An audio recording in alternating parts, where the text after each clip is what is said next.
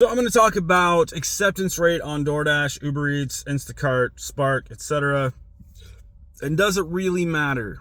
Technically, it kind of does, but it also kind of doesn't. It all depends on how you play your cards and how you multi-app, if you do multi-app like I do. Yeah, for instance, I had a 0% acceptance rate on Uber Eats. Do you still get orders? Yes, you still get orders even if you have a 0% acceptance rate. Do you get kicked off the platform? No. At least in my experience, you're not going to get kicked off the platform for a 0% acceptance rate or even a low acceptance rate or whatnot. But a lot of apps have a thing where if you have not done an order in a set amount of time, you do get kicked off the platform. Like GrubHub, for instance. I did get removed or at least deactivated on GrubHub because I didn't do an order within 6 months because I didn't go up to Olympia. There's no GrubHub around Centralia, Chehalis, and I didn't get an order done. So yeah, I no longer am on GrubHub. So I'm sure that's the same case with DoorDash. I think you have to do one every what is it, like every month? I think you have to do at least one to stay activated. I'm not 100% sure on that, but I do know that a lot of apps will deactivate you for that.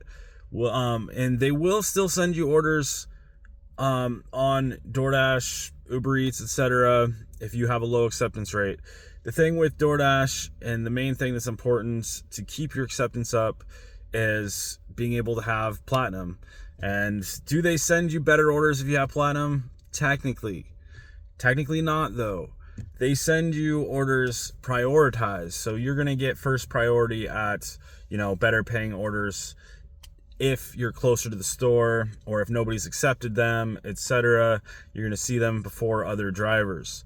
Will other drivers see orders before you? Yes, sometimes. It just depends on if DoorDash in the system thinks they're going to get the order done quicker, they're going to send it to them. And if they think they're going to do it well, like if you got like a bad rating, for instance, if somebody has like a 4.8, which is really low on DoorDash, and another driver has like a 5-star, they're more likely going to send it out to the 5-star driver compared to the 4.8. There's a bunch of different aspects in there. And that's one of the reasons why I still get orders on Uber Eats. I have a perfect 100% on Uber Eats. Even though my acceptance isn't very high, I do have a high, everybody likes the job I do on the app. I always try to make sure to get everything done as quick as possible. I always try to communicate with the customer, etc. All the apps, I pretty much have a 5-star except for DoorDash. I think I had a 4.98 or something. The thing is, sometimes when you get multiple orders, they do ding you with, they'll give you, technically it's not supposed to count if if it's late, if an order's late because of something that's out of your control, like if it's super busy, you have like a bunch of orders. But if they give you a bad review, not technically based on it being late, but because of something else, or they say it's something else, then you can still get a 1-star or a bad rating, even in that aspect of it. It's just if they were to give you a bad review because it took too long when it was already out there too long and it wasn't your fault, then they'll just remove it. Most of the time, though, if you do get bad ratings on DoorDash, you can call support up, and you got to make sure that you talk to the right people, though, because you get certain support people that will be like, no, there's nothing I can do about your reviews. It's just on there that you can't get it removed, blah, blah, blah. There's no review department, blah, blah, blah.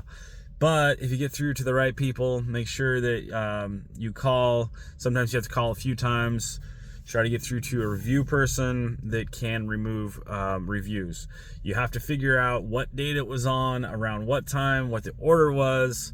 It's kind of a process, but if you can find out, and if they can find the last, which rating it was, and if the customer didn't leave any reasons, like if they wrote some comments stating, you did a really bad job and why you did a bad job, what you did, then the review person might be like, no, we're not going to remove that because they had a valid reason for that review. But most of the time, they just give a bad review, don't say anything. And when that's the case, you just call DoorDash support up, and then you ask them to remove the review. And you can't find out the customer's name or anything. You can't find any details like that. But you can find what store it was, and you can find out the date and everything. And you can usually pinpoint what the order was, and sometimes they'll even tell you what was on the order and things like that. And you can kind of figure out why they would give you a bad review, and in turn it kind of helps you to be able to do better on the app if you can figure out why you're getting bad reviews and how to change that. And that's what I try to do. When I get a bad review, I try to make it to where, the next time it's not going to be a bad review. Currently, I am on all the apps, and I'm not seeing anything. Usually sitting here in Rochester, Grand Mound is not good to do. But yeah, currently on Uber Eats, I do have 6%, so I'm up a little bit. I don't know if you can see that very well. But yeah, there have been a few decent orders recently that I've went ahead and taken. Currently, there's a promo, which is nice. From 2 to 6, we get $4 extra per order. So that helps a little bit. That's the thing. Like how I run my multi-apping is I do DoorDash primarily, and then Instacart is always on. Uber Eats is on most of the time, and then I only accept Uber Eats to where it's $2 a mile and it's a decent order. And then on Instacart, I only do orders if it's totally, like, if it's really slow, I'll do pretty much any order. But if I'm like on a DoorDash, it's got to, and I've got to drop the order that I'm on as long as I can drop it. Like if I've just got it and I haven't, or I'm like in the middle of shopping and I haven't finished it and it's a bad order, then yeah, I'll go ahead and drop it really quick and get onto the Instacart. As long as I've got, or the Uber Eats, as long as I've got some points to work with. Now, staying platinum, you only have 3 points to work with on completion. So it's like one of those, it's got to be really good for me to want to, drop an order. No, I didn't mean to pause, darn it. Currently, I've got, let's see here, my ratings, I've got 99% completion. So I've got 2 points. Usually when DoorDash has me on 2 orders, I will not drop both the orders, as it drops 2 points. I think that's really kind of crappy. In my opinion, if you drop both orders at the same time, you should only get hit with 1 percentage point. But no, you got multiple orders, you drop them, you're going to lose multiple points. But that's, and I think especially on Uber Eats, your acceptance rate doesn't matter so much. They do have the new thing where, if you're 85% plus, you get like special perks and whatnot. And you do, like if you're on regular Uber, you get to see like the pre-tip amount, which would be nice to see. And you can see mileage and stuff from what I understand, which sucks on Uber. Like one of the reasons why I don't want to do Ubers is I have no idea how long the orders are going to be, except occasionally. Like if it's been out there for a while, they'll go ahead and show me the miles, but not very often. And if it's a super long drive, they'll say 45 minutes plus, and miscellaneous things like that. But yeah, they'll show me the distance to the customer. Other than that, I have no idea. I'm just in the dark until I get to the customer and I start the ride. I have no idea how far I'm going and whatnot. And sometimes if it's a priority, they'll say, like $8 extra for priority. And another, man, it's getting too hot in here. I better turn the air conditioner on. I don't want to get, sorry, the sound of the air conditioner. I wanted to hurry up and get to work though, but I thought I'd go over that. Other than that, it does seem like once you get your acceptance down there, especially on DoorDash, you can still see good orders, especially if you're have a high like you have 5-star or whatnot, good rating. Everything else is good. They're still going to send you good orders, especially if you're the quickest to deliver. Same with Uber Eats. Uber Eats, it doesn't seem like it matters. You're still going to get orders either way, but you're going to see bad orders, obviously. Same way with DoorDash. When you're on Platinum, you're going to see orders after they've been boosted a little bit compared to if your percentage is down there, you're not Platinum, etc.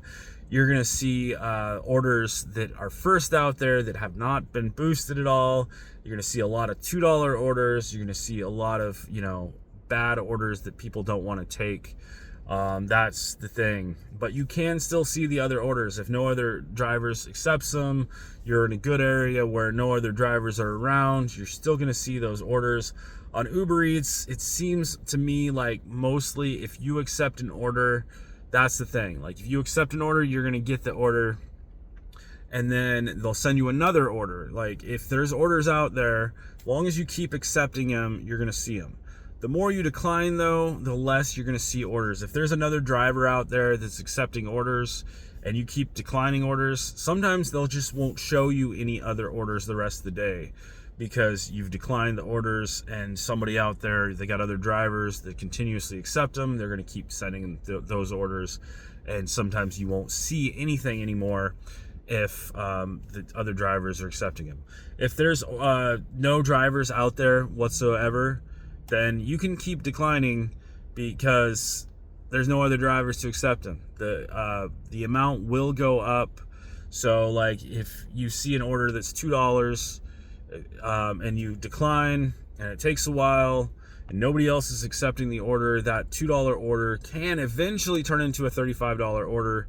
It takes a very long time for that though, and I wouldn't really suggest doing it.